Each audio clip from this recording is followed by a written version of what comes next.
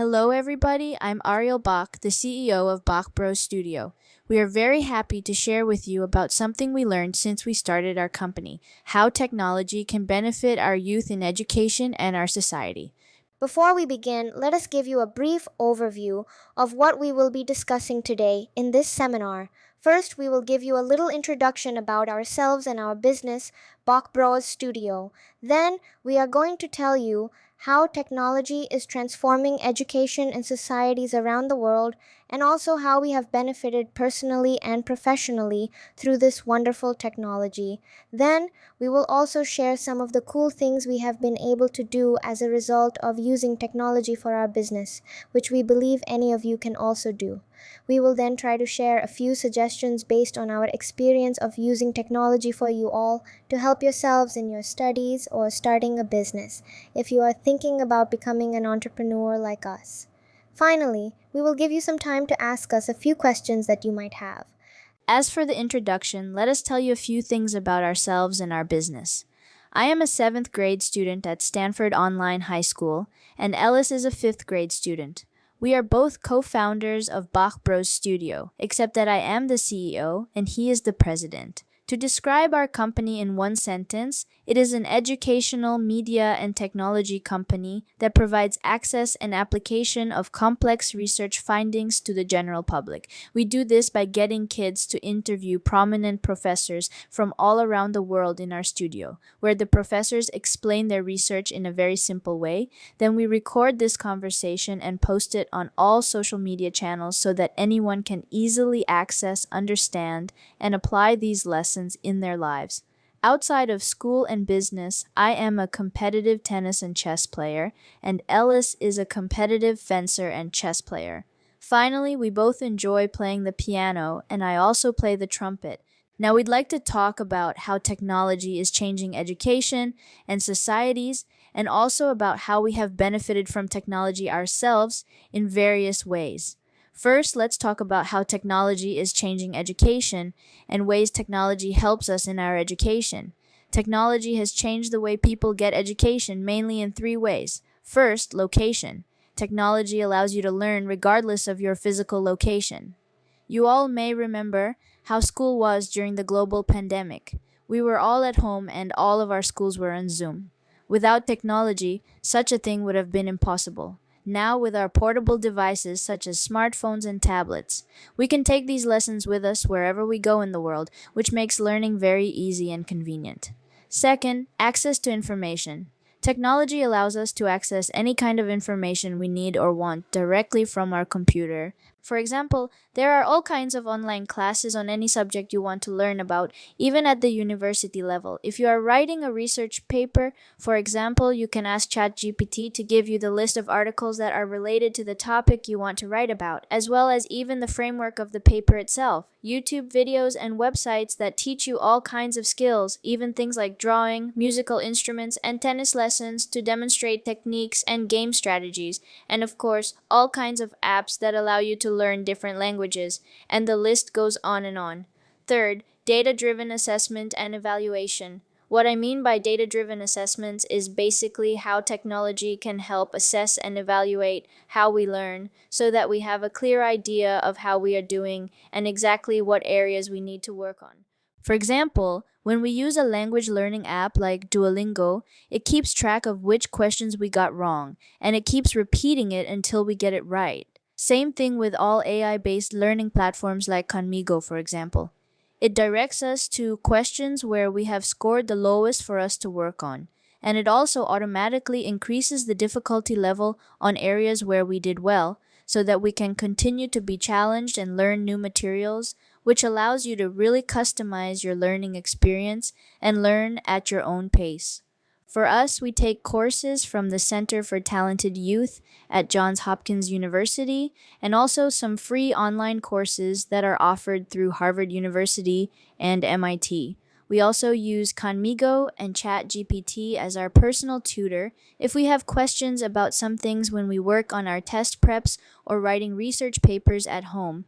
Outside of academics, we use technology for learning chess at Chess, and we learn other languages and even drawing through some YouTube channels and various apps, which is also fun.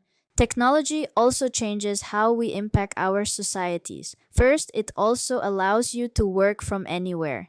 Many people nowadays work from home, and also they can have meetings with people anywhere in the world. We meet with our mentor from Harvard Business School's Innovation Labs on Zoom each week, who is based in Boston, and when we have meetings with potential investors from venture capital firms in Hong Kong or California, we also do all of those meetings on Zoom, which is very convenient and saves a lot of time and money. Second, technology, especially the AI, can help you generate and organize your new ideas into an actual business plan. When we started our company, we had a clear idea, but it was not easy to write them out as a business plan and a pitch deck in order to get investments. So we used ChatGPT to draft a detailed business plan and also used another AI-powered website to create a pitch deck. These technology tools not only organized our business ideas into a plan, but they also helped us prepare for meetings with these investors and other professionals where we needed to negotiate to make partnerships. Third, technology enables you to easily erase the equity gap in our society. In case some of you might not know, generally speaking, equity basically means the amount of ownership you have on something, like a car, for example. Equity is basically how much of that car you really own. If you bought it with cash, you own the whole thing. That's 100% equity. But if you borrowed money to buy it, the equity is the car's value minus how much you still owe.